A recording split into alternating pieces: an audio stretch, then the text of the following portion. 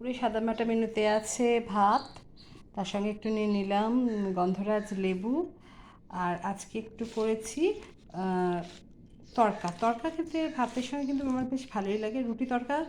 রুটি কিংবা ভাতের সঙ্গে তড়কা কিন্তু ভালোই লাগে। একদম ডিম দিয়ে করে নিয়েছি। এই যে দুবেলার তড়কা করেছি, ছিল অনেকটা আসলে এই ডাল তড়কার ডাল, সেই জন্য করেছি।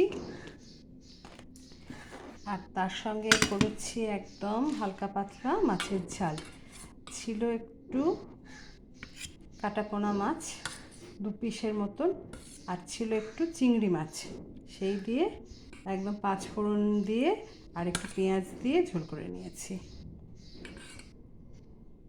গরমের দিনে কিন্তু এরকম হালকা পাতলা ঝোল খেতেই কিন্তু ভালো লাগে বেশ। এই তো চিংড়ি মাছ আর এই মাছ, আর করেছি আমের চাটনি। এই হলো আজকের দুপুরের সাদামাটা মেনু। Okay, thank you.